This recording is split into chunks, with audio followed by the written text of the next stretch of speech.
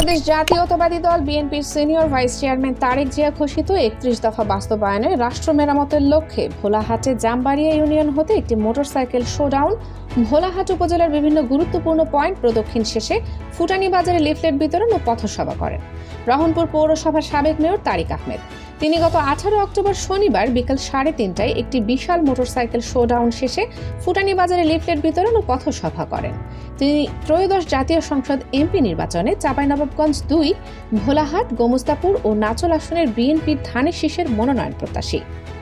পথসভায় ধানের শীষের মনোনয়ন প্রত্যাশী তারিক আহমেদ প্রেস, সোশ্যাল ও ইলেকট্রনিক মিডিয়ার সাংবাদিকদের প্রশ্নের জবাবে বলেন, আমি তারিক আহমেদ রহনপুর পৌরসভার সাবেক মেয়র ছিলাম।